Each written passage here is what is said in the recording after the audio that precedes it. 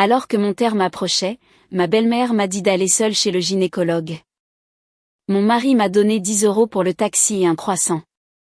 Sans un mot, j'ai obéi et appelé un taxi. Ma destination n'était pas la maternité, mais l'aéroport. Il y a des mariages qui ne révèlent leur vrai visage que lorsqu'une femme est au plus vulnérable. Et pour Amélie, alors que sa grossesse approchait du 9e mois, ce fut le moment où elle réalisa qu'elle ne pouvait plus attendre un mari qui se souciait réellement de sa femme. Ce matin-là, elle lui avait seulement demandé de l'accompagner au rendez-vous. Mais ce que son mari lui a donné, c'est un billet de 10 €, accompagné de mots froids dont elle se souviendrait toute sa vie. Personne n'aurait imaginé qu'une somme aussi insignifiante deviendrait le billet qui emmènerait une femme enceinte loin de la maison où elle avait vécu avec une patience infinie pendant 2 ans. La veille au soir, Amélie était assise à la petite table de la salle à manger de l'ancienne maison familiale de son mari, dans la banlieue de Lyon. Devant elle, il n'y avait qu'un bol de soupe de légumes en conserve et quelques restes de riz blanc sec. Rassemblant son courage, elle a dit à sa belle-mère que le lendemain matin, le médecin lui avait demandé de se rendre à l'hôpital de la Croix-Rousse pour vérifier la position du bébé et sa tension artérielle. Son ventre était déjà très gros, et s'il y avait des anomalies, elle devait être surveillée tôt.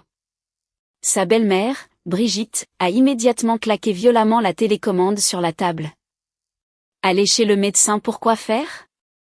Toujours à aller chez le médecin. De mon temps, j'ai eu ton mari à la maison avec une sage-femme.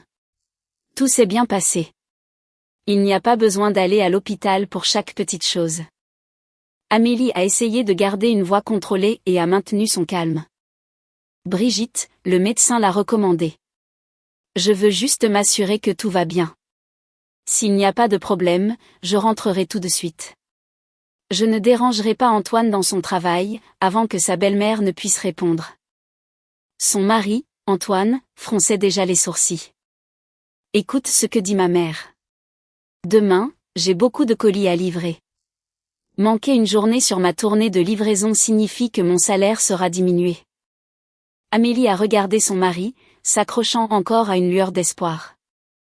Antoine, peux-tu m'emmener ?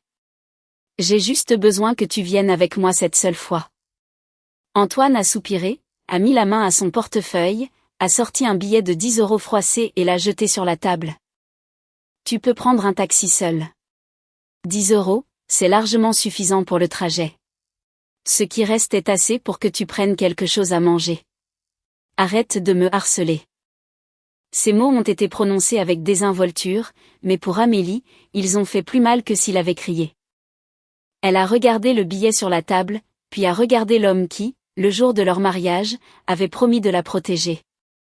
Pendant 2 ans, elle avait fait tout le ménage, s'était occupée de ses beaux-parents, avait supporté le mauvais caractère d'Antoine, et même pendant sa grossesse, il ne lui avait jamais demandé une seule fois si elle était fatiguée. Sa belle-mère a souri cyniquement. Tu as beaucoup de chance d'avoir 10 € juste pour aller chez le médecin. N'en demande pas tant. Amélie a pris l'argent, l'a plié soigneusement et l'a mis dans son petit sac à main. Elle savait qu'elle ne pouvait pas continuer à échanger sa patience contre une fausse paix. Parce qu'un foyer n'a de sens que si les personnes qui y vivent sont respectées, soignées et traitées comme une famille, pas comme quelqu'un qui doit porter seul tous les fardeaux. Cette nuit-là, Antoine s'est endormi rapidement. Pendant ce temps, Amélie était allongée, le dos tourné à son mari, les mains posées sur son ventre. Elle s'est souvenue des conseils que sa mère lui avait donnés avant de se marier. Ma chérie, si jamais tu sens que tu n'en peux plus, n'aie pas peur de rentrer à la maison. Ta mère et ton père sont toujours là. À l'époque, Amélie avait ri, pensant qu'après s'être mariée, elle serait capable de maintenir la famille unie. Mais cette nuit-là, elle a compris que maintenir la famille unie ne signifiait pas tout endurer seule. À l'aube, Amélie s'est levée lentement, a mis ses vêtements les plus amples et a épaulé le sac à dos qu'elle avait discrètement préparé. À l'intérieur se trouvaient quelques vêtements de rechange, son permis de conduire et un peu d'argent que sa mère lui avait secrètement donné quelques mois auparavant. Avant de sortir, Amélie s'est retournée pour regarder une dernière fois la chambre. Antoine continuait de dormir, ignorant complètement que sa femme était à quelques pas d'une décision qui changerait leur vie pour toujours. Au portail d'entrée, un taxi venait de s'arrêter. Le chauffeur, Monsieur Dubois, a été surpris de voir le ventre énorme d'Amélie. Vous devez vous rendre à la maternité, mademoiselle. L'hôpital est tout près. Je vous y emmène. Amélie a ouvert la portière, s'est assise lentement et a dit une phrase qui a laissé le chauffeur stupéfait. Monsieur Dubois, s'il vous plaît, emmenez-moi à l'aéroport. Lyon Saint-Exupéry. À l'aéroport, mademoiselle. Avec un ventre de cette taille. Que allez-vous faire à l'aéroport? Amélie est restée silencieuse un instant, puis a souri. Je rentre chez ma mère, monsieur. Ma mère m'attend, monsieur. Monsieur Dubois l'a regardé à travers le rétroviseur, a vu ses yeux sereins, bien que gonflés d'avoir pleuré, et n'a plus posé de questions. Amélie regardait les rues familières de Lyon s'estomper lentement derrière elle à travers la fenêtre. Elle avait l'habitude de penser qu'elle vivrait là pour toujours. Cependant, en une seule nuit, tout lui semblait si étranger. En arrivant à l'aéroport de Lyon Saint-Exupéry, la course de taxi a consommé presque tout l'argent qu'Antoine lui avait donné. Monsieur Dubois a vu Amélie essayer de trouver d'autres pièces dans son portefeuille, mais il n'a accepté que ce qu'elle avait déjà dans la main, et lui a dit de garder le reste pour prendre quelque chose à manger en chemin. Amélie l'a remercié, a attrapé son sac à dos et est entrée dans le terminal de l'aéroport. Elle a acheté le premier billet d'avion disponible pour Marseille et a appelé sa mère. « Maman, je suis à l'aéroport. Peux-tu venir me chercher ?» À l'autre bout du fil, il y a eu un bref silence. Puis la voix de sa mère a tremblé. « Amélie, où es-tu? Pourquoi rentres-tu si soudainement? Est-ce qu'il s'est passé quelque chose? » « Tout va bien, maman. Je veux juste rentrer à la maison. » Pendant ce temps, à Lyon, Antoine, qui venait de se réveiller, s'est rendu compte qu'Amélie n'était pas à côté de lui. Il l'a appelée mais n'a obtenu aucune réponse. Lorsque sa mère a demandé et a découvert qu'Amélie n'avait que 10 € dans son portefeuille, Antoine a commencé à se sentir mal à l'aise. Il a couru à l'hôpital le plus proche et a demandé à tout le monde, mais le nom d'Amélie ne figurait sur aucune liste de patients. Les chauffeurs de taxi, qui se garaient habituellement à la station de taxi au bout de la rue, ont également dit que tôt le matin, ils avaient vu une femme très enceinte monter dans un taxi, mais que la voiture ne s'était pas dirigée vers l'hôpital. Elle était allée tout droit vers l'autoroute. Antoine s'est figé. C'est à ce moment-là qu'il s'est souvenu du regard d'Amélie la nuit précédente. Il s'est souvenu de sa main caressant son ventre. Il s'est souvenu qu'elle lui avait demandé de l'accompagner juste cette fois-ci. À l'aéroport, Amélie venait de passer les portes d'embarquement lorsque l'appel final pour le vol vers Marseille a été annoncé. Elle a posé sa main sur son ventre et a murmuré à son bébé, « Mon amour, dans un petit moment, nous allons voir grand-mère. » Elle ne savait pas que ce vol ne la ramenait pas seulement chez ses parents, mais qu'il ouvrait également un chapitre complètement différent de sa vie. Un travail plein de défis, un mari qui commencerait à regretter ses actions, et une décision qu'Antoine paierait avec beaucoup de temps avant de réussir à la réparer. Quand Amélie s'est finalement assise dans l'avion et que l'avion a commencé à rouler vers la piste, c'est à ce moment-là qu'elle a eu le courage de prendre une profonde inspiration. Depuis le moment où elle avait secrètement quitté la maison jusqu'à maintenant, son cœur était toujours enveloppé dans la peur qu'Antoine la trouve et la fasse revenir. Mais cette fois, elle ne voulait plus rien expliquer. Elle ne voulait pas se disputer pour savoir qui avait raison et qui avait tort. Elle voulait juste retourner dans les bras de sa mère. Elle voulait trouver un endroit où, quand elle disait qu'elle avait mal, quelqu'un lui demanderait où ça faisait mal. Quand elle avait faim, quelqu'un lui demanderait ce qu'elle voulait manger au lieu de lui demander combien de tâches ménagères elle pouvait encore faire. Elle s'est assise près de la fenêtre, une main soutenant son ventre et l'autre tenant son sac à dos près de ses pieds. En voyant les toits des maisons devenir de plus en plus petits et disparaître dans les nuages, son esprit s'est soudainement reporté aux événements de la nuit précédente. Quand Antoine a jeté le billet de 10 € sur la table comme si c'était un grand prix, alors qu'elle lui avait seulement demandé de l'accompagner chez le médecin une seule fois. En pensant à cela, ses yeux ont brûlé, mais elle n'a pas pleuré. Elle savait qu'elle avait déjà assez pleuré au cours des 2 dernières années. Ailleurs, Antoine ne savait toujours pas qu'Amélie était dans un avion. Il pensait simplement que sa femme était en colère et était allée seule à son rendez-vous, comme d'habitude. Il s'est dit qu'après le rendez-vous, elle prendrait un taxi pour rentrer à la maison. Au plus tard à l'heure du déjeuner, il s'attendait à voir Amélie affairée dans la cuisine à préparer un repas pour toute la famille. Ce matin-là, il est allé travailler sur sa tournée de livraison. Il vérifiait de temps en temps l'écran de son téléphone, mais les messages qu'il envoyait à Amélie restaient sans réponse. À l'approche de l'heure du déjeuner, son irritation s'est lentement transformée en une anxiété qu'il ne voulait pas admettre. Il a appelé Amélie pour la première fois. Elle n'a pas répondu. La deuxième fois, le résultat a été le même. Au troisième appel, il a commencé à froncer les sourcils. « Amélie, où es-tu ? Quand tu sors du rendez-vous, préviens-moi. » Le téléphone est resté silencieux. Antoine l'a mis dans sa poche et s'est dit que peut-être l'hôpital était bondé et qu'elle ne pouvait pas décrocher. Mais en passant en scooter près de l'hôpital, il a instinctivement regardé l'entrée principale et une pensée étrange lui est venue à l'esprit. Si Amélie était vraiment allée au rendez-vous, pourquoi n'avait-elle pas renvoyé un seul message depuis le matin ? Même lorsqu'elle allait juste faire vérifier sa tension artérielle, elle lui faisait toujours savoir quand elle arrivait. Il a essayé de chasser cette pensée, mais jusqu'à ce qu'il termine sa dernière livraison de la journée, son téléphone n'affichait aucun appel manqué de sa femme. C'est à ce moment-là qu'Antoine a senti un frisson lui parcourir l'échine. Il a ramené son scooter à la maison en toute hâte. Dès qu'il a ouvert la porte, il a entendu sa mère se plaindre dans la cuisine. « Où est passée cette fille ? Elle n'est toujours pas rentrée à cette heure. Une visite chez le médecin ne prend pas toute la journée. Je suis assise ici à attendre qu'elle prépare le déjeuner. » Antoine n'a pas répondu tout de suite. Il a juste regardé autour de la maison. Les chaussons d'Amélie n'étaient pas à leur place habituelle. La serviette qu'elle utilisait habituellement n'était pas non plus accrochée à la chaise. Il a couru dans la chambre, a ouvert l'armoire et s'est soudainement figé en voyant un espace vide dans le tiroir du bas. C'était là qu'Amélie gardait certains de ses vêtements de rechange.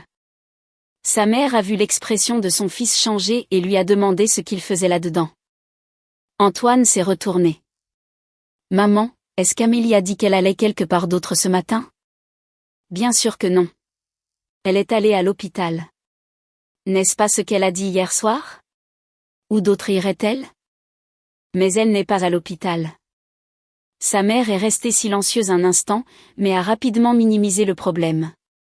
Si elle n'est pas là, elle a dû aller se promener. Pourquoi es-tu si inquiet ? Une femme adulte sait comment prendre soin d'elle-même. Où irait-elle ? Antoine n'a rien dit de plus, est descendu dans la rue et a interrogé les chauffeurs à la station de taxi au coin. Finalement, un homme d'âge moyen s'est souvenu que tôt le matin, il avait vu une fille avec un ventre énorme monter dans un taxi. C'était votre femme, le chauffeur a réfléchi un peu et a dit qu'elle lui semblait familière. Mais il s'est souvenu que la voiture était allée tout droit vers l'autoroute et n'avait pas tourné en direction de l'hôpital. En entendant cela, l'esprit d'Antoine s'est vidé. Il est retourné dans la maison, a regardé la chaise où Amélie s'asseyait habituellement, et s'est soudainement souvenu de chaque détail de la nuit précédente. Il s'est souvenu du moment où il lui avait donné les 10 €. Il s'est souvenu qu'Amélie n'avait ni pleuré ni argumenté, qu'elle avait docilement pris l'argent et était allée faire la vaisselle comme si de rien n'était. C'est précisément ce silence qui le terrifiait maintenant. Si Amélie avait crié, pleuré ou jeté la faute sur lui, il aurait pu penser que ce n'était qu'une crise de colère passagère. Mais le fait qu'elle n'ait rien dit signifiait que dans son cœur, la décision avait été prise depuis longtemps. Antoine a ouvert son téléphone et a relu le dernier message qu'il lui avait envoyé. « Où es-tu ? » Il l'a effacé et a écrit autre chose. « Amélie, je suis désolé. S'il te plaît, réponds-moi. » Mais le message a été livré et est resté sans réponse. À l'intérieur de l'avion, Amélie avait déjà éteint son téléphone. Elle n'avait aucune idée de ces messages. Ou plutôt, elle le savait. Mais elle ne voulait pas encore les regarder. Elle avait peur. Peur qu'en lisant une seule phrase qui pourrait faire fondre son cœur, les années de souffrance la fassent revenir en arrière. Une femme plus âgée assise à côté d'elle a vu Amélie se frotter constamment le ventre et lui a gentiment demandé si c'était bientôt le moment. Amélie a hoché la tête. « Oui, madame. Peut-être très bientôt. » La femme a souri. « Dans ce cas, retourner chez votre mère est la meilleure décision. Dans ces moments-là, avoir notre famille à nos côtés est beaucoup plus réconfortant. Une phrase si banale. Mais après l'avoir entendue, Amélie a senti une boule dans sa gorge. Elle a tourné son visage vers la fenêtre, retenant ses larmes pour qu'elles ne tombent pas. Soudain, elle a réalisé que tout au long de sa grossesse, ce qu'elle désirait le plus n'était pas une vie de luxe. Elle voulait juste que quelqu'un lui demande si elle était fatiguée ce jour-là ou si elle avait mal au dos, ou qu'on lui fasse remarquer que le bébé n'arrêtait pas de donner des coups de pied. Mais même une question aussi simple était devenue un article de luxe pour elle. Lorsque l'avion a atterri à l'aéroport de Marseille-Provence, Amélie a allumé son téléphone et une série de messages d'Antoine sont apparus sur l'écran. Elle leur a jeté un simple coup d'œil, a verrouillé l'écran et a appelé sa mère. « Maman, j'ai atterri. » La voix de sa mère a immédiatement semblé un mélange de joie et d'anxiété. « Amélie, reste où tu es. Ne marche pas trop. Maman est déjà là à la récupération des bagages. Je viens te chercher à l'intérieur. » Amélie est sortie de la zone des arrivées. Dès qu'elle a vu sa mère, elle s'est figée. Les cheveux de sa mère semblaient avoir beaucoup plus de mèches blanches. Elle tenait une pancarte en carton avec le nom de sa fille écrit d'une écriture tremblante. Dès qu'elle l'a vue, sa mère a couru vers elle, lui a pris les mains et l'a regardée de haut en bas. « Tu m'as fait mourir d'inquiétude avec un ventre aussi gros. Pourquoi ne me l'as-tu pas dit plus tôt ?» Amélie a essayé de sourire. « Je vais bien, maman. » Sa mère ne l'a plus grondée. Elle a juste soutenu avec amour le bras de sa fille. « Si tu vas bien, rentrons à la maison. Ton père a préparé une soupe de nouilles au poulet dès ce matin et fait les 100 pas en t'attendant. Il m'a dit de ne pas continuer à appeler, de peur que tu ne te fatigues. » Avec juste cette phrase, Amélie ne pouvait plus retenir ses larmes. Elle a baissé la tête, a rapidement essuyé ses larmes et a suivi sa mère jusqu'à la voiture. Pendant ce temps, à Lyon, Antoine se tenait toujours au milieu de la maison vide. Pour la première fois, il a compris que sa femme, toujours si patiente, aurait pu franchir définitivement la porte qu'il pensait qu'elle n'aurait jamais le courage de franchir.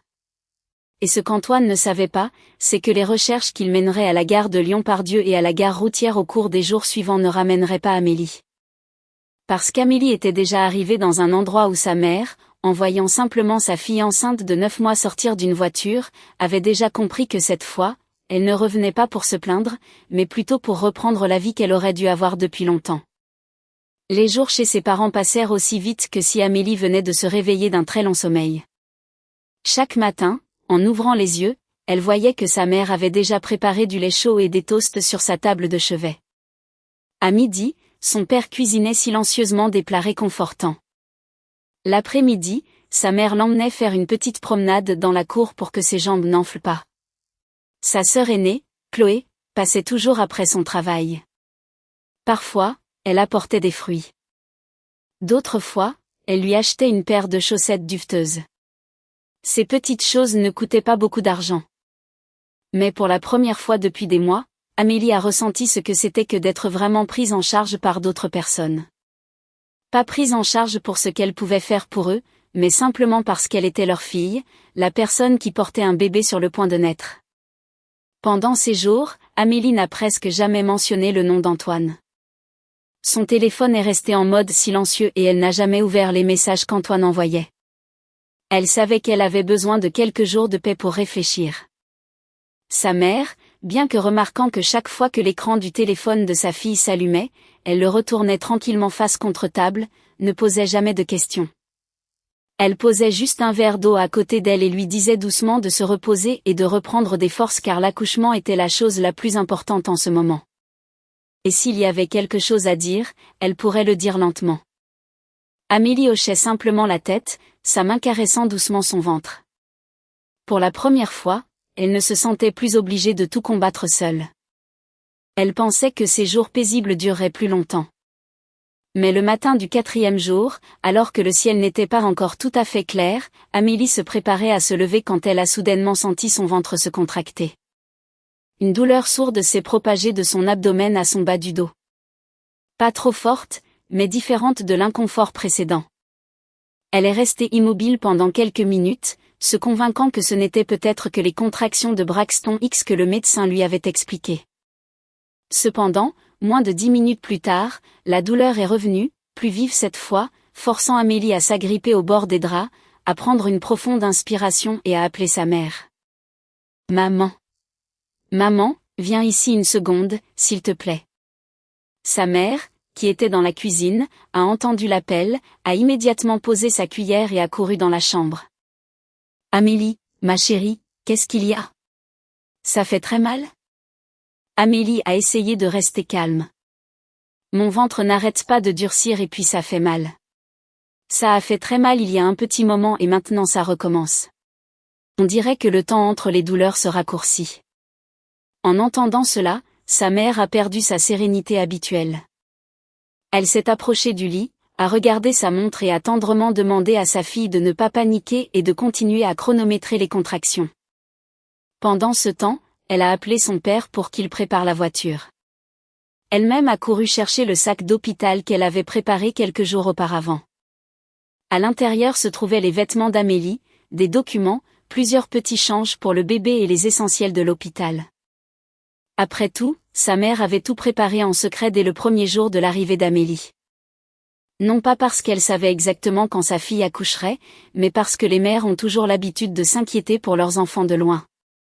Terrifiée qu'au moment crucial, tout le monde paniquerait et ne saurait pas quoi faire. Peu de temps après, son père est monté, a commencé à chronométrer les contractions sur sa montre et a dit qu'elles étaient déjà régulières, qu'il devait se rendre immédiatement à l'hôpital de la Conception. Son père a immédiatement attrapé le sac. Chloé, qui venait d'arriver, a pris les clés de la voiture. Sa mère a soutenu Amélie, descendant les escaliers pas à pas. Malgré la douleur, le cœur d'Amélie était très calme car cette fois, à ses côtés se trouvaient sa mère, son père et sa sœur. Personne ne se plaignait qu'elle ait trop de travail. Personne n'a demandé combien ça allait coûter, et bien sûr, personne ne lui a dit d'y aller seule. Tout le monde ne se souciait que d'une chose, s'assurer qu'elle et le bébé allaient bien. Sur le chemin de l'hôpital, chaque fois que la douleur venait, Amélie serrait la main de sa mère. Quand ça faisait mal, elle serrait fort. Quand la douleur passait, elle respirait lentement. Sa mère n'arrêtait pas de lui rappeler de ne pas avoir peur, qu'elle était là pour l'aider à prendre de profondes inspirations. Accoucher était un grand moment, mais aussi un moment heureux. Et s'il restait calme, tout irait bien. Amélie a hoché la tête, regardant par la fenêtre. Les rues matinales de Marseille étaient encore désertes. Les arbres s'estompaient en arrière-plan. Soudain, elle s'est souvenue de la nuit où elle avait quitté la maison de son mari. À ce moment-là, elle savait seulement qu'elle devait partir. Maintenant, elle comprenait qu'elle n'était pas partie pour se venger de qui que ce soit, mais parce qu'elle avait besoin de se protéger, elle et son enfant à naître. Elle avait besoin de trouver un endroit où l'accouchement ne serait pas une bataille menée toute seule. En arrivant à l'hôpital de la Conception, Chloé a rapidement géré les formalités administratives au triage obstétrical. Son père portait le sac derrière eux tandis que sa mère n'a pas lâché la main d'Amélie une seule seconde. Le médecin l'a examinée et les a informés qu'elle était déjà dilatée à 2 cm. Elle devait se rendre dans la salle de triage pour être surveillée. Le bébé n'allait pas sortir immédiatement, mais les contractions devenaient plus intenses, donc tout le monde devrait être patient. Amélie a été emmenée dans une chambre. À côté d'elle se trouvait une autre femme enceinte attendant le travail. La femme a vu Amélie avoir l'air tendue et a essayé de la calmer. Ne vous inquiétez pas, suivez simplement les instructions du médecin.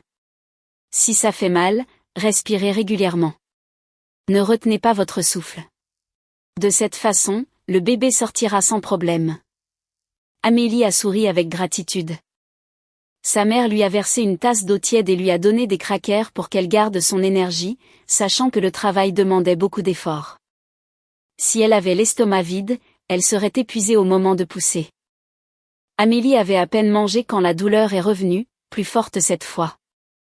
Elle a posé les crackers, a fermé les yeux et a pris une profonde inspiration. Sa mère se tenait derrière elle, lui massant doucement le dos. « Appuie-toi sur moi. Si ça fait mal, dis-le-moi. Ne souffre pas seule. » Ces mots ont piqué les yeux d'Amélie, car c'était ce qu'elle avait attendu qu'Antoine lui dise pendant les derniers mois de sa grossesse. Mais finalement, c'est sa mère qui le disait, la personne qui, même sans qu'Amélie ait besoin de parler, comprenait déjà ce dont elle avait besoin. Le temps passait lentement, et les contractions devenaient de plus en plus fréquentes. Amélie, qui pouvait encore discuter au début, a dû lentement se concentrer sur chaque respiration. Mais chaque fois qu'elle regardait sa mère, elle se sentait plus en sécurité.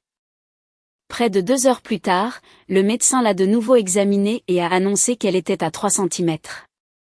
Amélie pouvait être transférée en salle d'accouchement si les conditions étaient réunies. Sa mère voulait entrer avec elle, mais l'infirmière a expliqué que la famille devait attendre dehors pour le moment, conformément à la politique de l'hôpital. Donc, sa mère ne pouvait que serrer fort la main de sa fille avant qu'Amélie ne soit emmenée. « Amélie, maman est juste là dehors. Repose-toi bien. Après la naissance du bébé, je serai la première personne que tu verras. » Amélie a hoché la tête, essayant de sourire, bien que la sueur trempait déjà son front. Puis les portes de la salle d'accouchement se sont fermées devant elle, laissant sa mère, son père et sa sœur en silence dans le couloir. À l'intérieur, Amélie écoutait les instructions de l'infirmière, le rythme cardiaque régulier de son bébé, et ressentait chaque vague de douleur qui allait et venait. Et pour la première fois de sa vie, elle a compris qu'il y a des moments où nous ne pouvons compter sur personne d'autre que nous-mêmes. Mais la plus grande chance est que, en franchissant une porte, nous savons avec certitude que de l'autre côté, il y a encore quelqu'un qui nous attend. Au même moment à Lyon, Antoine essayait toujours de retrouver sa femme. Il n'avait aucune idée qu'Amélie avait déjà atteint la maison de ses parents, encore moins qu'elle était à l'hôpital en train de se préparer à accoucher. Sur son téléphone, les derniers messages restaient sans réponse, et c'est ce silence qui lui a fait commencer à réaliser que cette fois, le problème était bien plus grand qu'une simple dispute conjugale. Il avait pensé qu'un seul appel suffirait pour qu'Amélie redevienne normale. Mais il ne savait pas qu'il y a des femmes qui, lorsqu'elles endurent la souffrance jusqu'à leur limite absolue, ce n'est pas parce qu'elles ne ressentent plus la douleur, mais plutôt parce que ça a fait si mal qu'elles ne veulent même plus essayer d'expliquer. Et tandis qu'Antoine commençait à chercher des moyens de réparer ses erreurs, Amélie faisait face au moment le plus important de sa vie, où en quelques heures seulement, le premier cri de son bébé transformerait tous ses choix en une réponse claire. Les portes de la salle d'accouchement se sont fermées. Amélie a entendu le bruit des roues du lit roulant doucement sur le sol. Elle a entendu l'infirmière lui rappeler de bien se coucher pendant qu'elle vérifiait ses constantes. Dehors, dans le couloir, sa mère continuait de regarder dans la direction où sa fille avait été emmenée jusqu'à ce que son ombre disparaisse. Ce n'est qu'alors qu'elle s'est assise sur la chaise, les mains jointes, ses lèvres priant sans cesse pour que tout se passe bien. Elle savait que sa fille était proche de son terme. Et peu importe à quel point elle était préparée mentalement, entendre le médecin dire qu'elle allait en salle d'accouchement a rendu le cœur d'une mère incapable de se calmer. À l'intérieur, la douleur s'intensifiait. Amélie s'agrippait aux barrières du lit, essayant de suivre les instructions de l'équipe médicale, inspirant profondément et expirant lentement. Chaque fois qu'une contraction passait, elle utilisait ce temps pour détendre son corps, n'osant pas gaspiller la moindre parcelle d'énergie. Car dans son esprit, il n'y avait plus qu'une seule pensée maintenant, elle devait accoucher de son fils en toute sécurité. Une infirmière l'a examinée et lui a gentiment dit de rester calme, que les contractions devenaient plus régulières, et que si la douleur augmentait, elle ne devait pas la retenir en silence. Amélie a hoché la tête.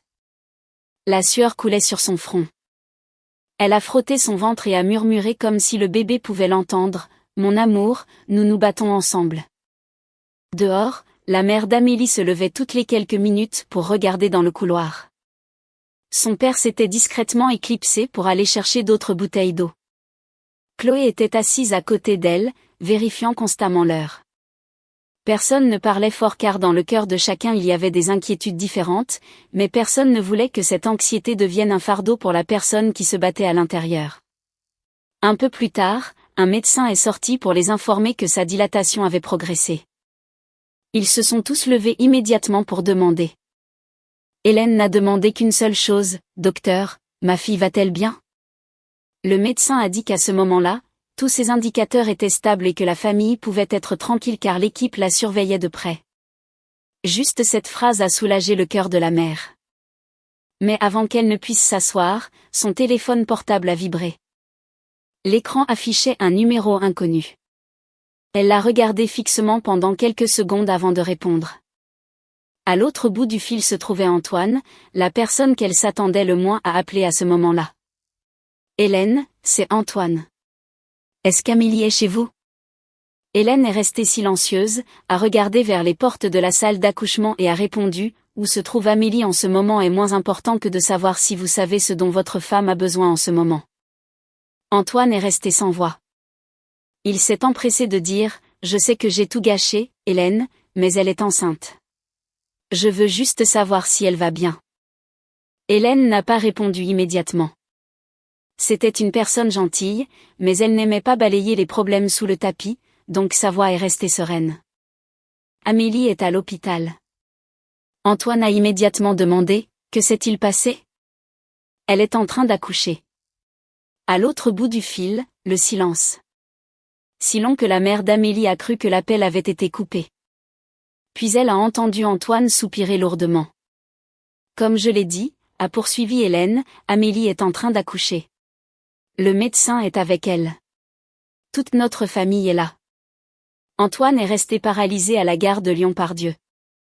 Dans sa main, il tenait toujours son téléphone dont la batterie était presque à plat. À côté de lui, sa propre mère avait également entendu quelques mots, et l'expression de son visage a changé instantanément. Ils avaient passé presque toute la journée à chercher. Ils n'avaient jamais imaginé qu'Amélie était déjà retournée chez ses parents à Marseille et était maintenant à l'hôpital. Antoine ne savait pas quoi dire.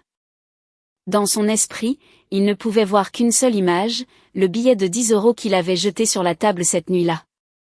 À ce moment-là, il pensait faire son devoir, mais maintenant il réalisait que pour une femme enceinte de près de 9 mois, il n'avait donné que cette somme pour qu'elle y aille seule.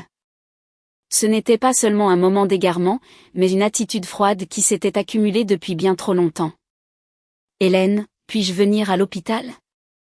Elle a regardé son mari et sa fille aînée et a dit, en ce moment, elle est en salle d'accouchement. Même si vous venez, il n'est pas garanti que vous puissiez la voir. Mais si vous voulez vraiment venir, venez. Quant à savoir si vous pourrez la voir ou non, cela dépendra de la décision du médecin et de la propre décision d'Amélie plus tard. Antoine a répondu précipitamment. D'accord, j'y vais. L'appel s'est terminé. Il a regardé l'écran du téléphone et s'est tourné vers sa mère. Maman, nous devons rentrer à la maison tout de suite. Sa mère, déjà épuisée d'avoir cherché sa belle-fille toute la journée, a demandé, pourquoi faire? Je dois aller chercher des documents à la maison et prendre le TGV pour Marseille. Sa mère avait toujours l'habitude de penser que tous les problèmes pouvaient être résolus avec 2 ou 3 mots. Alors, en marchant, elle a marmonné que dès qu'elle verrait Amélie, elle la ramènerait à Lyon. Mais Antoine, pour la première fois, n'était pas d'accord. Il savait que le problème n'était plus aussi simple. Il pouvait s'excuser. Il pouvait prendre le blâme. Mais il ne pouvait pas forcer Amélie à oublier les mois de souffrance qu'elle avait endurés, encore moins traiter son départ comme une simple crise de colère passagère. À l'hôpital, la douleur d'Amélie a atteint son paroxysme. Le médecin l'a examinée et lui a dit qu'elle approchait de la phase de poussée du travail. L'infirmière n'arrêtait pas de la guider pour qu'elle économise ses forces et ne panique pas. Amélie, malgré son épuisement, s'est forcée à écouter chaque instruction, sachant que si elle restait calme, son bébé aurait plus de chances de naître sans encombre. Elle avait imaginé le jour de son accouchement d'innombrables fois. Elle pensait qu'Antoine serait à la porte de la salle d'accouchement, que sa belle-mère serait anxieuse, et que toute la famille attendrait le premier cri du bébé. Mais la réalité était très différente. Ceux qui attendaient à la porte étaient ses parents, et le mari sur lequel elle comptait autrefois était dans une autre ville. En route vers un endroit qu'il n'aurait jamais pensé avoir besoin de chercher. Vers la fin de la matinée, un petit cri, mais cristallin, a résonné de l'intérieur de la salle d'accouchement. Tout le monde à l'extérieur a sursauté. Les mains d'Hélène tremblaient. Chloé a serré la main de sa mère. « Maman, je crois qu'il est là. » Hélène ne pouvait pas parler. Elle a juste hoché la tête à plusieurs reprises, les yeux rouges. Quelques instants plus tard, une infirmière est sortie avec un léger sourire sur son visage.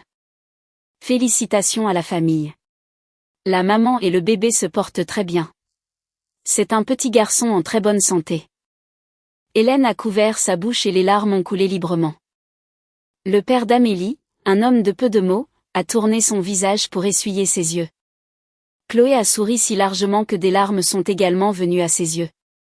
Car à ce moment-là, tous les problèmes étaient oubliés. Il n'y avait que la joie d'un bébé en bonne santé arrivant dans la famille. Quelques instants plus tard, Amélie a été déplacée en salle de réveil. Son corps était épuisé, mais en entendant le bébé pleurer à côté d'elle, elle a fait un effort pour ouvrir les yeux. L'infirmière a placé le garçon près d'elle, Amélie a tendu la main, a touché ses minuscules petites mains, et les larmes ont coulé sur son visage. « Je suis désolée, mon fils. Pardonne à maman de t'avoir fait vivre des jours tristes avec moi. Mais à partir d'aujourd'hui, je ferai tout pour te donner une vie meilleure. » Hélène, qui était au bord du lit, a entendu cela et a serré la main de sa fille. « Ne parle pas comme ça. Tu as fait de ton mieux. À partir de maintenant, tu as ta mère et ton père ici. Concentre-toi simplement sur le soin de ton fils. Le reste peut attendre plus tard. » Amélie a hoché la tête, regardant le bébé endormi, et son cœur s'est senti beaucoup plus léger. Elle savait qu'elle avait traversé le pire. Quant au mariage, aux beaux-parents, ou à savoir si Antoine changerait vraiment ou non, tout cela pourrait être pensé plus tard, mais à ce moment précis, le téléphone d'Hélène a de nouveau vibré. Cette fois, c'était Antoine. Il était déjà dans le train en direction de l'hôpital. Et avant de répondre, la mère d'Amélie a longuement regardé sa fille et a demandé à voix basse, « Amélie, si Antoine arrive ici, veux-tu le voir ?» Amélie est restée silencieuse, a regardé le bébé dans le berceau, puis a tourné son visage vers la fenêtre. Finalement, elle a dit, « Maman, quand il arrivera, dis-lui d'attendre dehors. Je ne veux pas encore parler. » Sa mère a hoché la tête sans la forcer. Dans le couloir, des pas s'approchaient. Dans la chambre, Amélie tenait la petite main de son bébé. Elle ne savait pas dans quelle mesure la rencontre à venir changerait son mariage. Mais elle était certaine d'une chose. À partir du moment où son bébé a pleuré pour la première fois, elle a cessé d'être la femme qui ne savait qu'être patiente pour sauver un mariage. Elle était devenue une mère. Et pour la première fois, elle a compris qu'il y a des décisions qui semblent égoïstes, mais en réalité, elles sont le seul moyen pour une mère de protéger l'avenir de son enfant. Antoine est arrivé à l'hôpital de la Conception en fin d'après-midi. La chemise qu'il portait était froissée car il avait à peine eu le temps de se changer.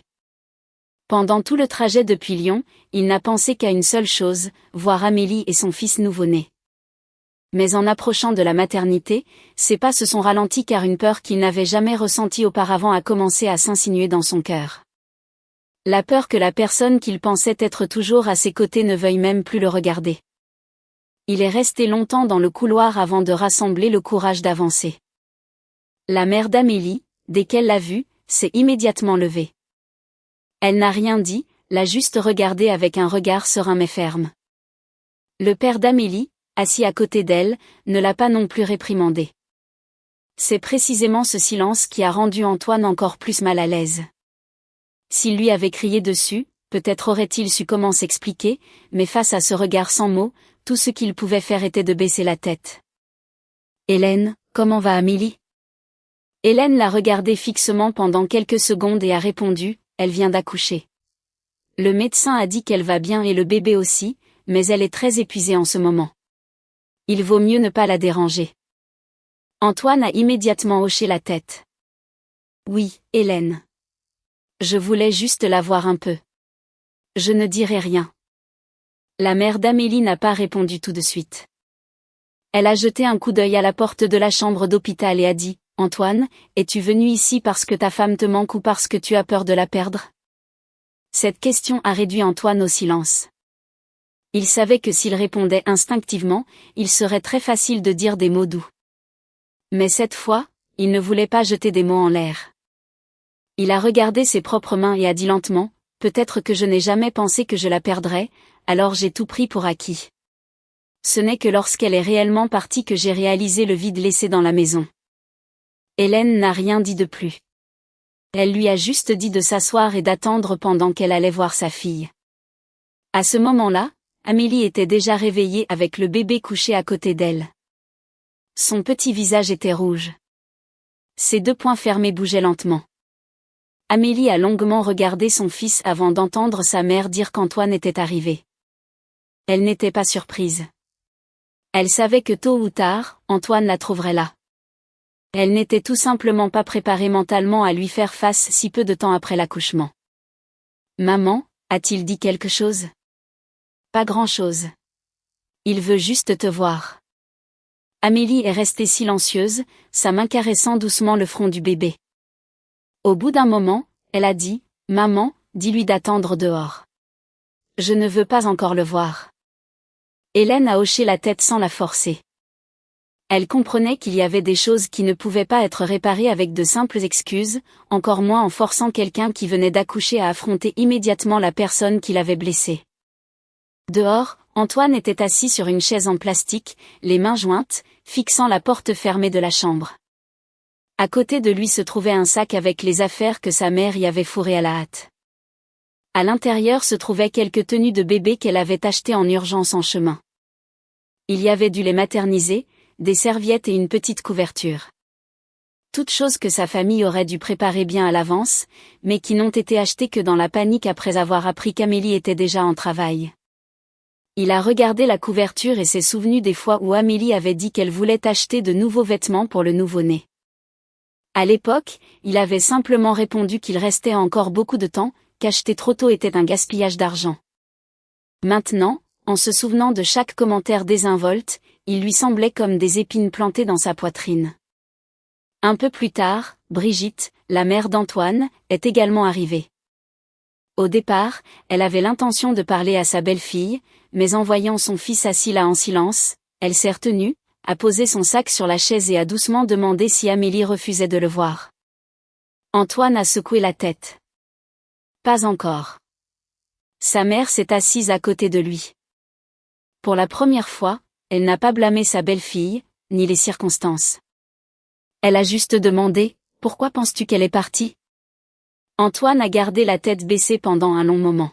« Parce que je l'ai fait souffrir. » Brigitte l'a regardé.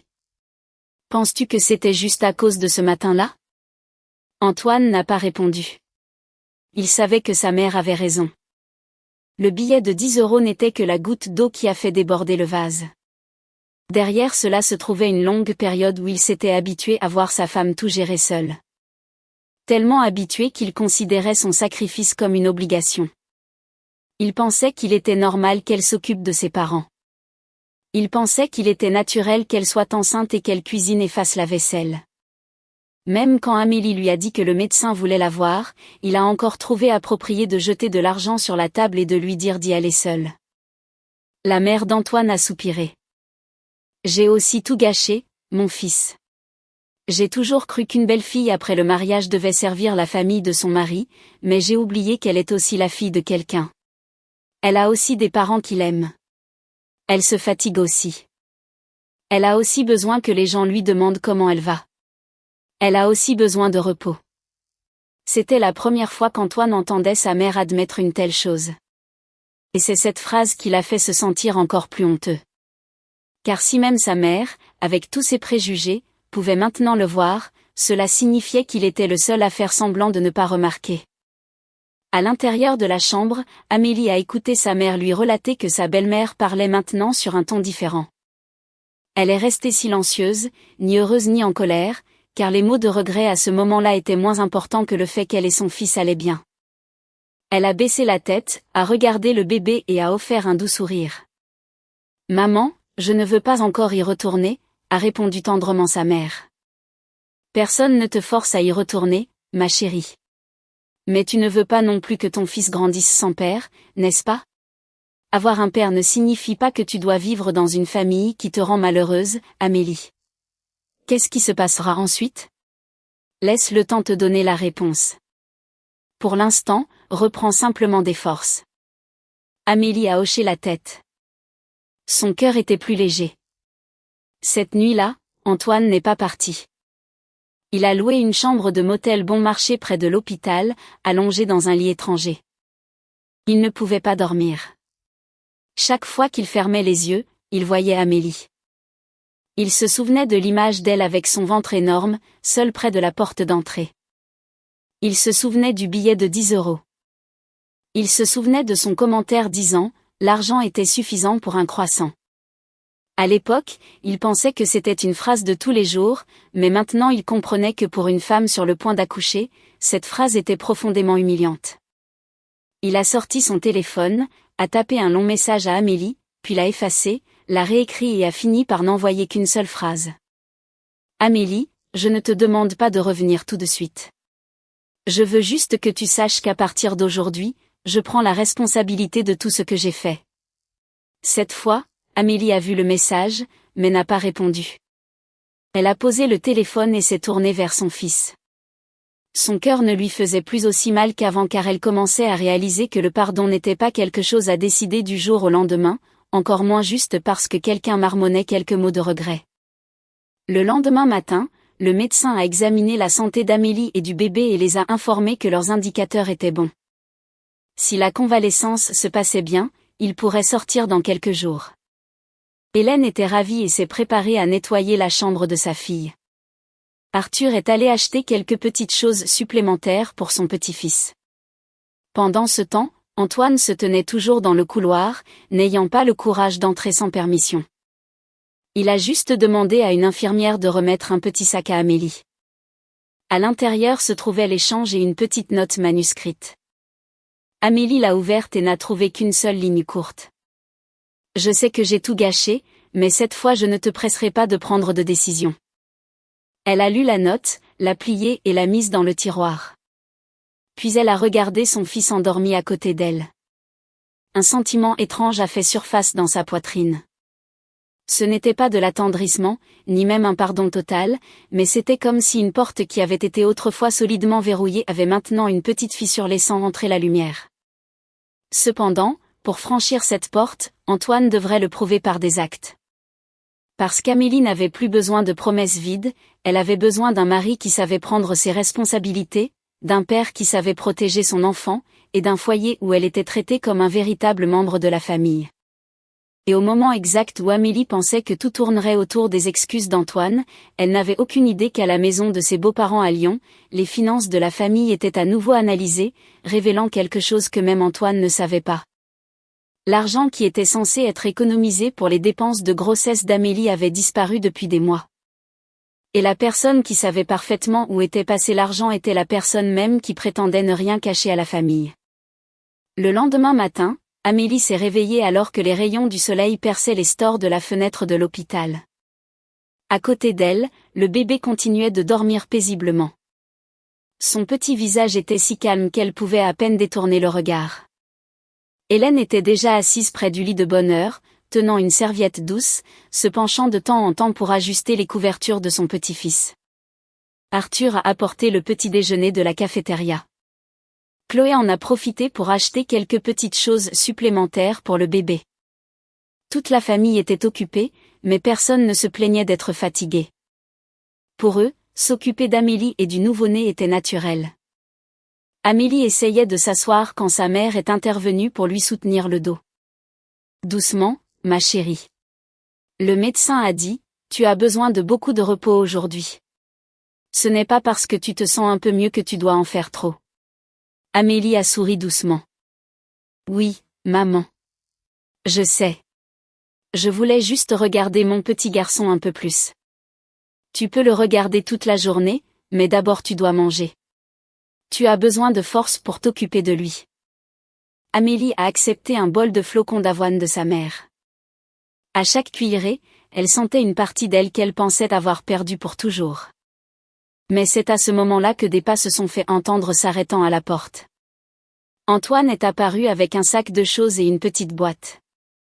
Il est resté dehors pendant quelques secondes avant de frapper légèrement, n'osant pas simplement entrer comme il le faisait avant. « Hélène, puis-je entrer une minute pour voir Amélie et le bébé ?» La mère d'Amélie a regardé sa fille et ce n'est qu'après qu'Amélie n'a pas objecté. Elle a hoché la tête. Antoine est entré. Son premier regard s'est porté directement sur le petit berceau à côté du lit.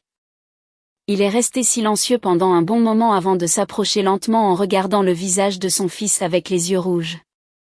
C'était la première fois qu'il voyait vraiment l'enfant car aujourd'hui il comprenait qu'être père n'était pas seulement avoir un enfant avec son nom de famille, mais c'était la responsabilité de protéger, de soigner et d'être présent quand l'enfant avait besoin de lui. « Amélie, ça va ?» Amélie a posé son bol et a répondu calmement. « Je vais bien. » Antoine a regardé le bébé. « Puis-je voir notre fils ?» Amélie n'a rien dit. Elle a juste doucement rapproché le berceau pour qu'il puisse mieux voir. Antoine s'est penché, a tendu la main, mais s'est arrêté à mi-chemin, n'ayant pas le courage de le toucher. « Puis-je le tenir ?» Amélie l'a regardé une seconde et a dit, « Va te laver les mains d'abord. » Le médecin a dit, « Nous devons faire attention à l'hygiène. » Antoine a immédiatement hoché la tête et s'est frotté les mains vigoureusement, revenant juste après. Sous la direction d'Hélène, il a pris le bébé très soigneusement. Ses mouvements étaient raides, mais extrêmement doux.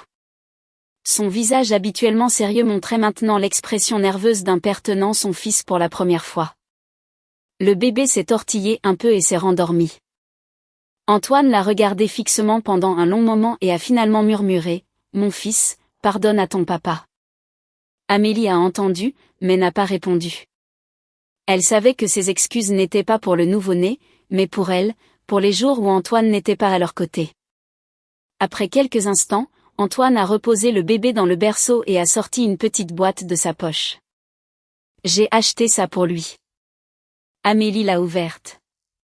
À l'intérieur se trouvait un petit bracelet de bébé en or. Il n'était pas incroyablement cher, mais il avait été choisi avec soin. Elle a regardé le bracelet et a dit, « Antoine, ce dont j'ai besoin, ce ne sont pas des cadeaux. » Il a baissé la tête. « Je sais, mais je voulais l'acheter. »« Je comprends.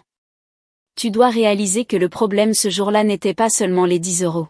» Amélie est restée silencieuse et a répondu, « Je sais. »« Tu ne sais pas » a rétorqué Amélie. « Si tu savais, tu ne m'aurais pas laissé partir seule avec un ventre de cette taille. Tu n'aurais pas laissé ta mère dire que les rendez-vous jetaient de l'argent par les fenêtres. Tu n'aurais pas non plus pensé qu'il suffisait de me jeter quelques pièces de monnaie et de m'envoyer seule. Et considérer l'affaire réglée. » Antoine n'a pas discuté, ni fait d'excuses.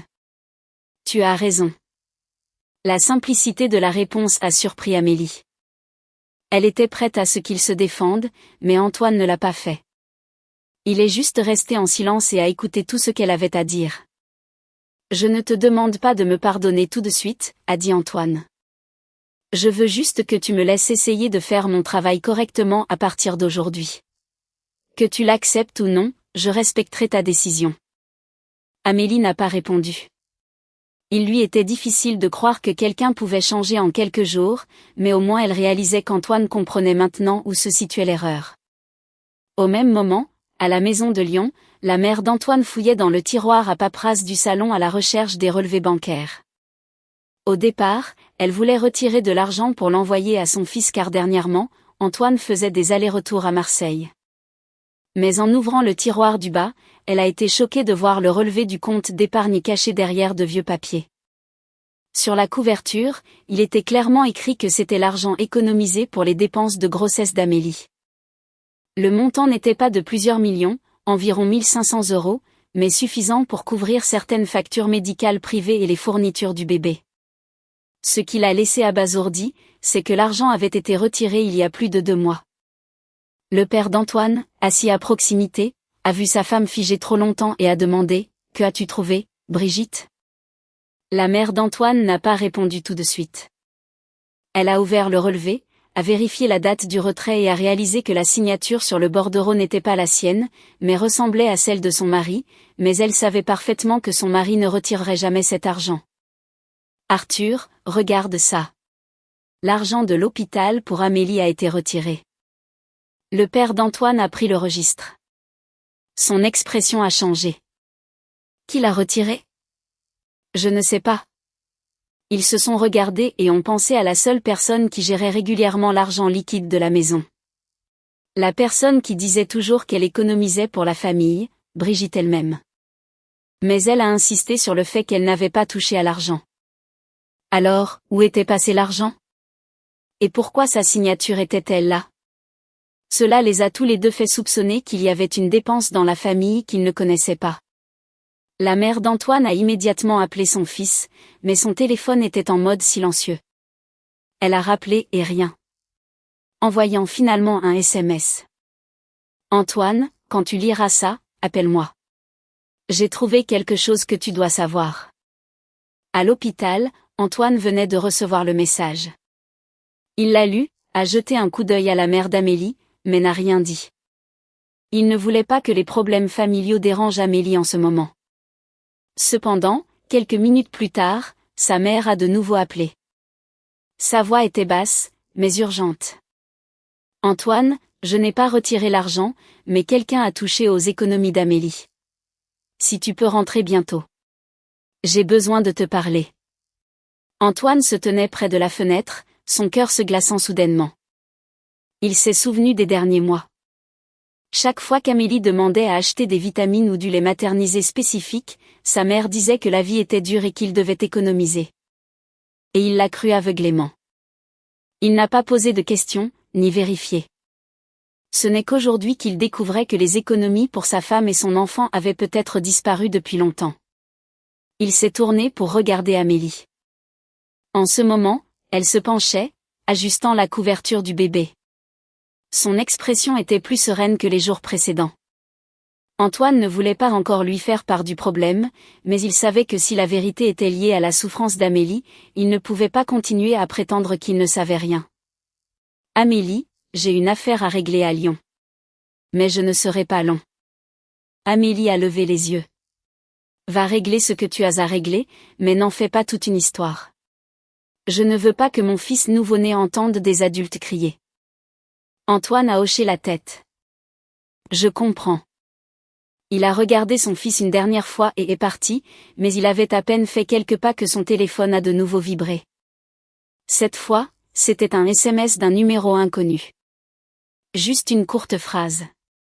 Antoine, si tu veux savoir où est passé l'argent de maternité d'Amélie, ne demande pas d'abord à ta mère. Va parler à la personne qui recevait des choses en son nom. Antoine s'est figé au milieu du couloir, lisant la phrase encore et encore. Un sentiment d'oppression l'a saisi car quiconque avait envoyé cela savait parfaitement ce qui se passait dans cette maison. Et savait même le détail que sa mère venait de lui dire. Et le plus effrayant, c'est que si le message était vrai, la question de l'argent n'était pas seulement un oubli, mais un secret qui avait été caché bien avant qu'Amélie ne franchisse la porte. Antoine est resté immobile dans le couloir de l'hôpital pendant un long moment. Le SMS du numéro anonyme était toujours sur son écran. Juste quelques mots, mais assez pour le faire hésiter. Si le message était vrai, alors les 1500 € destinés à Amélie avaient été retirés il y a plus de 2 mois.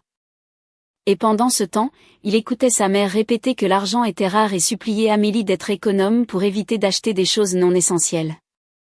Même quand Amélie a demandé de l'argent pour les compléments prénatals prescrits par le médecin, sa mère répondait qu'Amélie devrait simplement manger de la nourriture normale et que cela ne valait pas la peine de suivre toutes les histoires des médecins privés car c'était jeter de l'argent par les fenêtres. En se souvenant de cela, Antoine a regardé ses mains, la tête baissée, sentant un poids énorme. Il a commencé à réaliser que ce qui avait fait fuir Amélie n'était pas le billet de 10 €, mais des problèmes mineurs qu'il avait écartés, qui ont lentement fait sentir à sa femme qu'elle était un fardeau au sein de la famille qu'elle avait essayé de construire. Il a rouvert le SMS, a essayé d'appeler le numéro, mais il était éteint. A réessayé et rien. Antoine n'a plus posé de questions, est descendu dans la cour de l'hôpital, a pris un taxi et s'est dirigé vers la gare pour retourner à Lyon. Dans son esprit, il n'y avait qu'une seule idée. Examiner le relevé bancaire et les papiers à la maison. Parce que si sa mère ne savait vraiment rien, qui a reçu cet argent, et pourquoi cela a-t-il été gardé secret? Pendant le trajet vers le sud, Antoine a reçu un autre SMS de sa mère. Où es-tu? J'ai trouvé le bordereau de retrait, mais je suis sûr que ce n'est pas moi qui l'ai signé. Antoine a répondu brièvement. J'arrive. Ne dis rien à personne pour l'instant. Quand Antoine est arrivé à Lyon, sa mère attendait déjà à la table de la salle à manger. Devant elle se trouvait le relevé bancaire et une pile de vieux papiers. Son père était assis là aussi. Son expression était plus sombre que d'habitude. La maison, habituellement si bruyante, était silencieuse. Sa mère a fait glisser le relevé vers son fils. « Vois par toi-même. C'est moi qui ai économisé cet argent au début de l'année. C'était pour les affaires d'Amélie. Je me souviens clairement t'avoir dit de le garder, mais je ne sais pas pourquoi. Il y a 2 mois, il y a ce retrait. » Antoine a pris le livre, a vérifié la date, et sa mâchoire est tombée. La date correspondait au moment où la grossesse d'Amélie a commencé à devenir plus lourde. À l'époque, Amélie faisait encore toutes les corvées et cuisinait pour ses beaux-parents. Il se souvenait parfaitement quand Amélie a dit qu'elle voulait acheter un tire-lait pour être mieux préparée après la naissance, et il a refusé, disant qu'elle n'en aurait peut-être pas besoin, et qu'il valait mieux attendre. Combien c'était, maman ? Environ 1500. Antoine s'est tu. Pour eux, ce n'était pas une petite somme. C'était suffisant pour couvrir une visite en clinique privée s'ils en avaient besoin, et pour acheter les produits essentiels pour Amélie et le bébé. Mais ce qui le déconcertait le plus, c'était qui avait retiré l'argent, car la signature sur le reçu était clairement au nom de sa mère. Arthur a mis ses lunettes, a regardé de plus près et a dit « Brigitte, essaie de te souvenir si tu as donné ta carte d'identité à quelqu'un à cette époque. » Sa mère a réfléchi longuement et a secoué la tête. « Non, mes pièces d'identité sont toujours ici. Je n'ai donné ma carte d'identité à Antoine qu'une seule fois pour gérer l'immatriculation du scooter, mais c'était plus tard. » Antoine a levé les yeux brusquement. Quelqu'un aurait-il pu utiliser la carte d'identité de sa mère ? Son père est intervenu. Si c'est le cas, nous devons aller à la banque. La banque a les registres des transactions. Antoine a hoché la tête. Mais avant qu'il ne puisse se lever, sa mère a dit « N'accusons personne pour l'instant. Cela doit être examiné clairement. Sans preuve, nous n'allons pas être injustes. » En entendant cela, Antoine s'est senti encore plus honteux. Sa mère avait raison. La famille était tellement habituée à toujours suspecter Amélie. Chaque fois que quelque chose disparaissait, elle était la première qu'ils interrogeaient. Chaque fois que l'argent manquait, ils l'accusaient d'être une dépensière, mais ils ne revoyaient jamais comment ils géraient eux-mêmes les finances de la maison. Il a pris son téléphone et a appelé le service clientèle de la banque. Après avoir expliqué la situation, le représentant l'a informé que le titulaire du compte devrait se rendre dans une agence avec sa pièce d'identité pour examiner l'historique des transactions. S'il voulait vérifier qui avait effectué l'opération en personne, il devait le faire en personne en suivant le protocole, des informations qui ne pouvaient pas être données par téléphone. Antoine a raccroché avec un cœur plus lourd. Mais au lieu de perdre son sang-froid, il a décidé de rester calme. Il savait que s'il agissait à nouveau sous le coup de l'émotion, il créerait plus de chaos dans la famille. À ce moment précis, une voisine passait devant la maison et s'est arrêtée en voyant Antoine. « Antoine, tu es de retour. »« Oui, Marie, y a-t-il quelque chose qui ne va pas ?» La femme a hésité un instant et a dit « Je ne veux pas m'immiscer dans les affaires de votre famille, mais il y a un moment, j'ai vu quelque chose et je ne savais pas si je devais vous le dire. » Antoine s'est immédiatement intéressé. « Allez-y, Marie. Si ça concerne Amélie, je veux savoir. Il y a quelques mois, j'ai vu votre mère entrer dans l'agence bancaire avec une femme étrange. Elles sont restées là à parler pendant un long moment, puis sont sorties. Je ne sais pas ce qu'elles y ont fait. Je me souviens juste que ce jour-là, votre mère portait une pile de papier. » Brigitte a entendu cela et s'est levée d'un bond. « Quelle femme ? Je ne connais aucune femme étrange. » La voisine a répondu. « Écoutez, je pense que c'était la vendeuse du marché des fermiers. Je l'ai vue venir chez vous plusieurs fois. » Antoine a regardé sa mère et sa mère l'a regardé. Tous deux ont essayé de se rappeler qui était cette dame, mais il n'y a pas eu de réponse immédiate car sa mère avait l'habitude de parler à beaucoup de gens dans ce quartier, pour faire des courses, emprunter des choses. C'était très courant dans la région. Antoine ne voulait pas se lancer dans des spéculations, alors il a simplement remercié la voisine et est rentré. Mais dans sa tête, les pièces commençaient à s'assembler. La femme étrange, la pile de papier, l'argent retiré à la date exacte, la signature ressemblant à celle de sa mère, et surtout le SMS mystérieux. Tout cela lui donnait l'impression qu'il y avait un secret sous la surface que sa famille n'avait pas encore découvert. Cette nuit-là, Antoine était assis seul dans sa chambre, regardant de vieilles photos sur son téléphone. Soudain, il a vu une photo prise il y a près d'un an. Dedans, Amélie souriait à table, sa mère se tenait derrière elle, son père était assis à proximité, et Antoine avait son bras autour des épaules de sa femme. Ils avaient tous l'air si heureux. Personne n'aurait dit qu'un an plus tard, tout finirait comme ça. Il a zoomé sur le visage d'Amélie et s'est souvenu quand Amélie forçait un sourire alors que sa mère lui lançait des remarques méchantes. Il s'est souvenu quand elle essuyait la table en silence après que tout le monde ait fini de manger.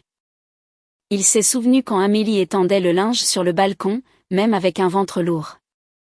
Et il s'est souvenu de la nuit où elle est partie, comment il s'est endormi paisiblement après lui avoir donné 10 €. C'est alors qu'Antoine a réalisé quelque chose d'incroyablement douloureux. Amélie n'était pas seulement partie ce matin-là. Elle avait commencé à abandonner ce mariage petit à petit il y a longtemps. Ce n'est que ce jour-là qu'elle a eu le courage final de franchir cette porte. Le lendemain matin, Antoine est allé à la banque avec sa mère pour vérifier la transaction. Le caissier a confirmé que l'argent avait été retiré au guichet. La personne qui l'a retiré a présenté une pièce d'identité valide avec des signatures qui correspondaient au registre. Cependant, en raison des lois sur la confidentialité des données, la banque ne pouvait remettre les reçus qu'au titulaire du compte. Et dans ce cas, c'était sa mère elle-même. Brigitte s'est assise sur une chaise. Sa voix tremblait. Alors, quelqu'un a utilisé ma carte d'identité. Antoine n'a pas répondu, mais en sortant de la banque, il a reçu un autre appel du numéro inconnu. Une voix de femme a dit à voix basse, « Antoine, si tu veux savoir où l'argent a fini, rentre chez toi et interroge ta mère à propos de Rose. » Et elle a raccroché. Antoine est resté sur le trottoir, fixant l'écran. Le nom de Rose a nécessité quelques secondes pour raviver sa mémoire. C'était la dame des produits du marché des fermiers qui était venue à la maison plusieurs fois au cours des derniers mois. La personne que sa mère prétendait n'être qu'une connaissance. Mais pourquoi serait-elle impliquée dans les fonds de maternité d'Amélie? Et comment une étrangère était-elle au courant de quelque chose qu'il venait de découvrir? Antoine a regardé sa mère, mais cette fois il ne lui a pas demandé. Il s'est souvenu de ce que la personne au téléphone avait dit. Ne demande pas encore à ta mère. Alors, il a décidé d'enquêter en secret. Et ce qu'il découvrirait au cours des jours suivants forcerait Antoine à faire face à une réalité beaucoup plus difficile à avaler que la simple perte de 1 500 €. Ce matin-là, Antoine n'est pas rentré directement chez lui. Le nom de Rose n'arrêtait pas de marteler dans sa tête, devenant le seul indice pour expliquer l'argent manquant. Plus il y pensait, plus il sentait que ce n'était pas un simple malentendu. Le contact mystérieux savait tout. Mais au lieu de parler ouvertement, cachait son identité, laissant Antoine anxieux qu'il y ait quelque chose de pire de caché. Il a dit à sa mère qu'il avait une course à faire et est allé au marché des fermiers de Lyon. Il est allé à l'endroit où Rose vendait habituellement, mais après avoir cherché minutieusement, il ne l'a pas trouvée. Antoine a demandé aux étals voisins et un vendeur de légumes s'est souvenu. « Oh, vous cherchez Rose. Elle n'est pas venue aujourd'hui. Je pense qu'elle est partie en ville. » Antoine a de nouveau demandé. « Savez-vous où elle habite ?» La femme a secoué la tête. « Je sais juste qu'elle loue l'étal ici. Si vous avez besoin de quelque chose, demandez à votre mère. Elles sont de très bonnes amies. » Cela a rendu Antoine plus nerveux. Il réalisait qu'il y avait des toiles familiales. Qu'est-ce que sa mère manigançait? Qui connaissait-elle? Et comment gérait-elle l'argent? Tout cela était un mystère pour lui. Pendant ce temps, Amélie était obligée de suivre les règles de sa mère tous les jours. Il est rentré chez lui, mais au lieu d'interroger sa mère sur Rose, il est entré dans sa chambre et a pris son vieux téléphone. Il s'est souvenu que sa mère lui avait demandé de prendre des photos de sa pièce d'identité pour des questions bancaires auparavant. Si c'est le cas, ces données seraient sur ce téléphone. Il a ouvert le téléphone et a cherché dans les messages. Il a trouvé une conversation entre sa mère et un numéro enregistré simplement comme Rose. La plupart concernaient de l'argent et des lieux de rendez-vous. Mais il y avait un SMS qu'Antoine a lu encore et encore. Brigitte, sois tranquille. Je m'occuperai de virer ça à ta sœur tant que tu m'apportes ce dont j'ai besoin demain. Le message avait été envoyé il y a plus de 2 mois, à peu près au moment où les économies d'Amélie ont été retirées. Antoine s'est assis, a fait une capture d'écran et a posé le téléphone. Il ne voulait pas transformer immédiatement les soupçons en accusations. Il voulait savoir exactement ce que Rose faisait. Si sa mère savait tout, alors où était passé l'argent? Cet après-midi-là, Antoine a de nouveau appelé le numéro. Mais personne n'a décroché. Il a envoyé un SMS, si vous savez ce qui se passe, expliquez-le-moi. J'ai besoin de connaître la vérité pour ma femme et mon fils. Quelques minutes plus tard, son téléphone a vibré. Rendez-vous au restaurant local au bout de la rue du marché à 21h. Venez seul. Antoine a accepté. Il est arrivé au restaurant à l'heure fixée et s'est assis à une table au fond. Peu de temps après, une femme est entrée et s'est assise en face de lui. Antoine l'a reconnue. C'était Rose du marché. Elle a posé son sac à main et a dit doucement, « Antoine, je ne veux pas que votre famille se fasse une fausse idée de moi. Si c'est le cas, dites-moi où est passé l'argent de ma mère, » a dit Antoine. Rose a hésité et a répondu. « Ce n'est pas moi qui ai pris l'argent pour moi-même, mais j'y ai été impliquée. » « Que voulez-vous dire ?» Antoine l'a regardé dans les yeux. « Expliquez. » Rose a soupiré et a sorti quelques papiers pliés de son sac à main. Il y a plus de 2 mois, votre mère est venue me voir parce qu'elle avait besoin de prêter de l'argent à un membre de sa famille. Elle m'a dit qu'elle remettrait le montant avant qu'Amélie n'accouche. Mais il s'est avéré que la situation a changé. Antoine a froncé les sourcils. Prêter de l'argent pourquoi ? Rose lui a fait glisser les papiers. Voyez par vous-même. Il y avait des reçus et des confirmations de virements bancaires montrant le numéro de compte d'une femme dans la ville natale de sa mère. Ce n'était ni Rose ni Brigitte, mais une parente. Antoine a regardé fixement. Qui est-ce ? Rose a répondu, c'est votre tante Cécile, la sœur de votre mère. Antoine s'est figé. Il savait que sa tante avait des difficultés parce que son mari était très malade, mais il n'avait jamais imaginé que sa mère prendrait les économies d'Amélie pour l'aider, surtout en le cachant à lui et à son père. Comment savez-vous tout cela ? Votre mère m'a demandé de lui rendre un service et d'envoyer le virement bancaire sous mon nom pour que votre père ne le remarque pas sur leur compte joint, comme un service. Mais plus tard, j'ai réalisé que ce que votre mère me disait était très différent de ce qu'elle disait à la maison. Et la signature ? La signature était celle de votre propre mère lorsqu'elle l'a retirée au guichet. Le compte est à son nom. Il n'y a pas eu de fraude bancaire. Antoine est resté muet. C'était très différent de ce qu'il avait pensé. Sa mère n'avait pas été escroquée. C'était ses propres actions pour aider sa sœur. Mais le pire, c'est que sa mère l'a caché. Et à cause de cela, quand Amélie a demandé à acheter des vitamines, tout le monde dans la maison a dit qu'il n'y avait pas d'argent. Rose a regardé Antoine. Je vous dis cela non pas pour détruire votre famille, mais je pense qu'Amélie ne devrait pas être traitée comme un fardeau financier dans cette maison alors que son argent était déjà allé ailleurs sans qu'elle le sache. Antoine a baissé les yeux, serrant les papiers dans ses mains. Vous savez qu'Amélie a quitté la maison. Je sais. Alors pourquoi n'avez-vous rien dit plus tôt ? Parce que je ne voulais pas me mettre entre un mari et une femme. Mais quand j'ai entendu qu'Amélie a dû prendre un billet de 10 € dans sa main pour aller à ses rendez-vous avec un ventre aussi énorme, j'ai senti que je ne pouvais plus rester silencieuse. Cela a fait lever la tête à Antoine. Rose s'est levée. Vous pouvez garder les papiers, mais écoutez ce que votre mère a à dire avant de l'attaquer. Antoine s'est levé avec les papiers, mais avant de partir, Rose a appelé, Antoine, quand votre mère m'a remis ça, elle a dit quelque chose. Elle a dit, Amélie ne sait pas que cet argent existait encore. Et de cette façon, si elle demande quoi que ce soit, je dirai simplement que les temps sont durs. Antoine s'est figé. Le poids l'a écrasé. Maintenant, il comprenait la raison de toutes les réponses négatives à Amélie. Il est retourné en voiture à l'hôpital de Marseille. Arrivant plus près de 22 heures, il n'a pas mentionné le problème à Amélie.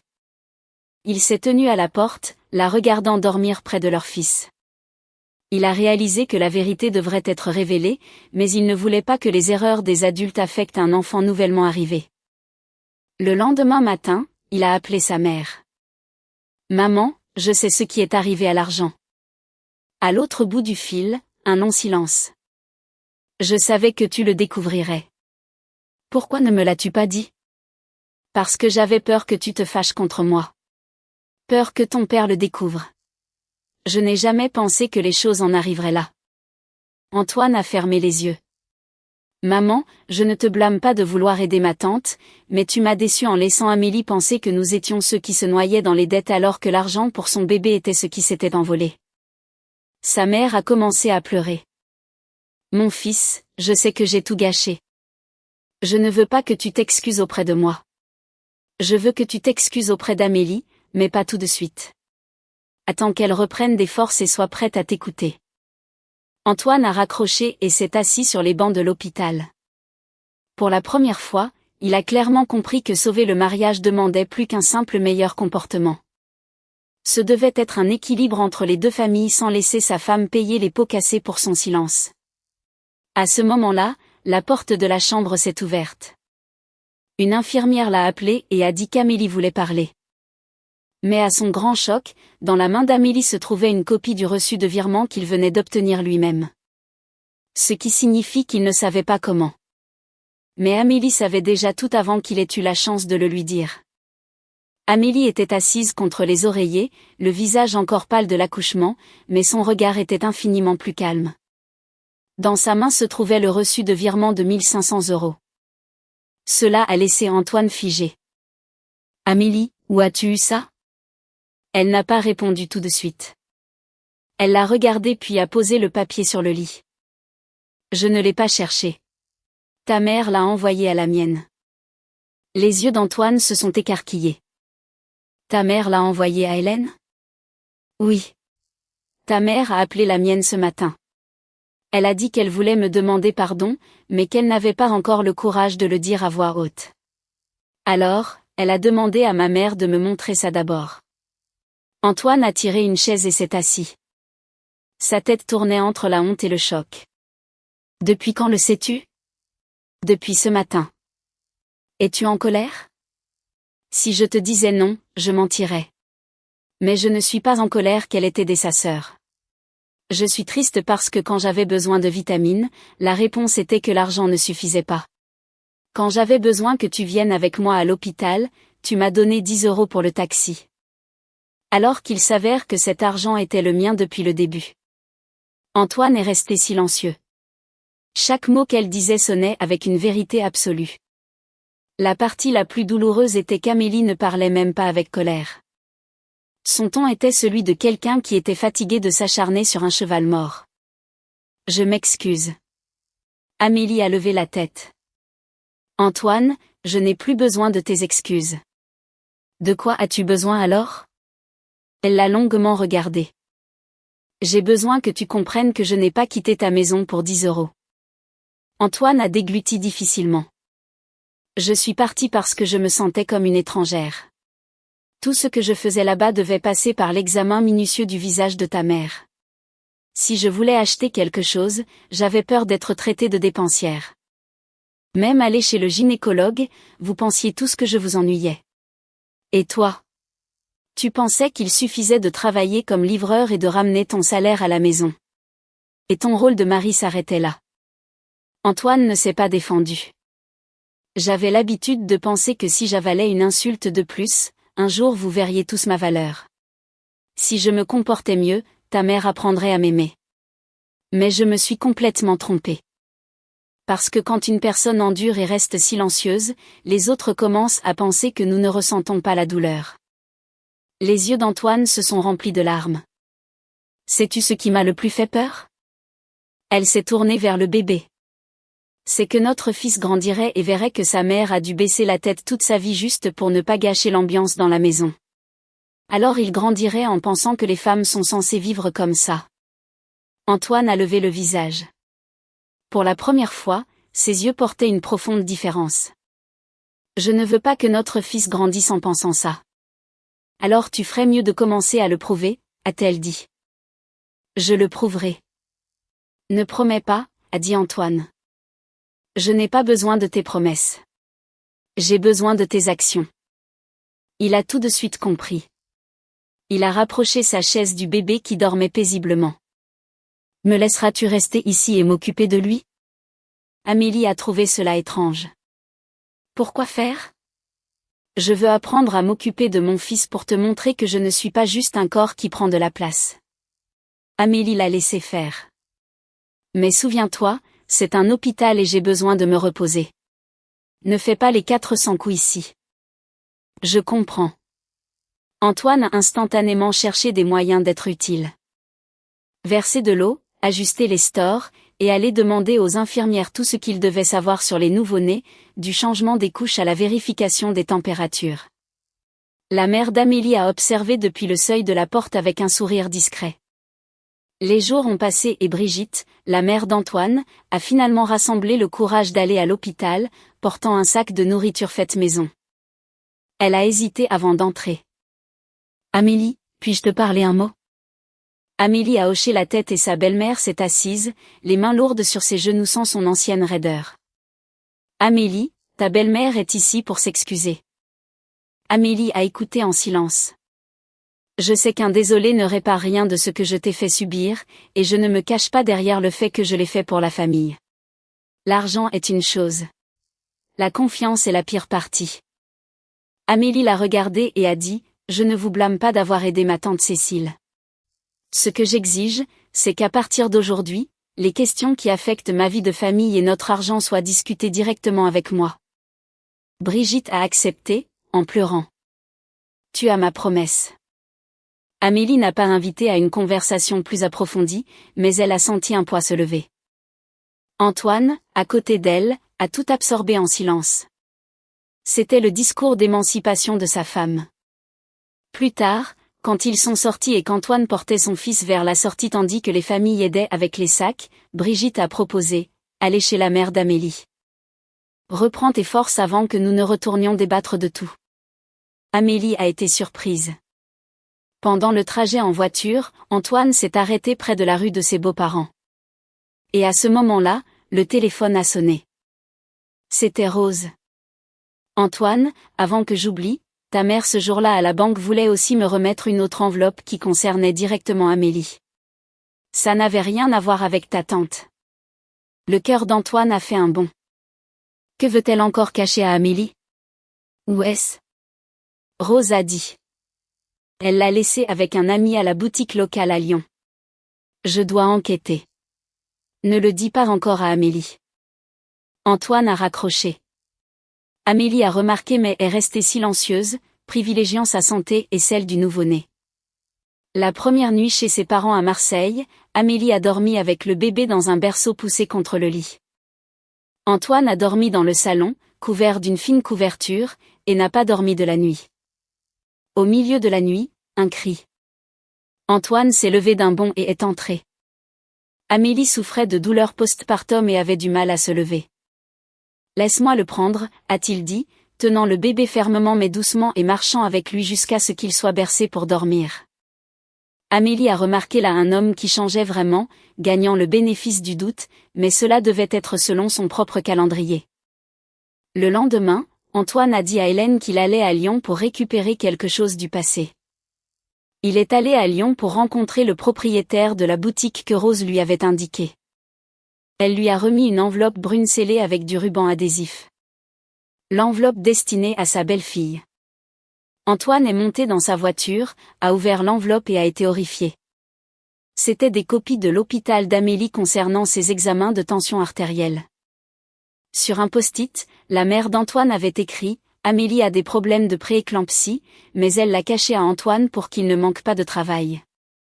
Si je le lui dis, elle se sentira comme un fardeau. » Antoine a eu des sueurs froides. Non seulement Amélie avait souffert de risques dangereux en silence par amour pour lui et son salaire, mais sa mère avait dissimulé un risque grave juste pour éviter un drame familial.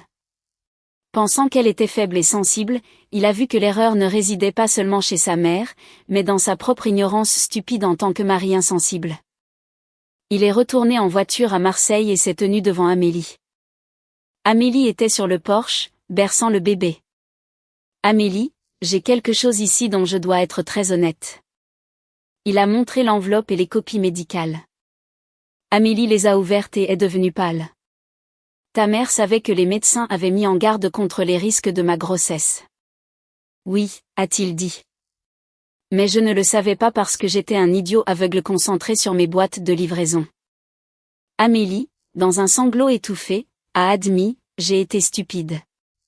Je pensais que si je faisais semblant d'endurer toi et ta mère, vous me traiteriez mieux. Mais je n'ai fait que creuser un trou plus profond pour moi-même. Antoine lui a pris les mains. Plus de souffrance pour les autres toute seule. À partir de maintenant, nous partageons tout.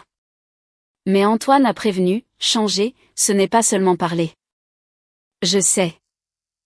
Le lendemain matin, Brigitte est arrivée à Marseille, portant sa propre honte et un registre bancaire. Amélie, ce nouveau compte courant a été ouvert à vos deux noms pour la vie de votre petit garçon.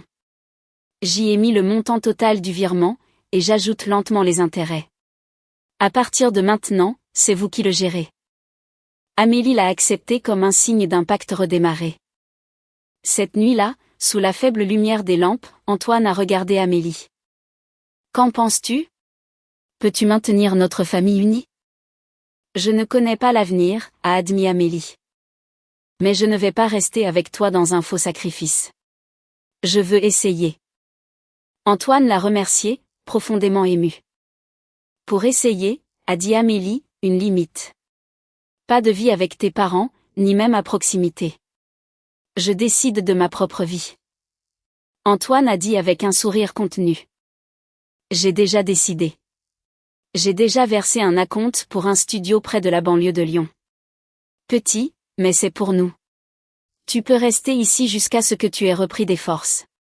Mais quand tu reviendras, tu ne retourneras pas dans la même rue. Amélie a rougi, souriant. Les mois ont suivi.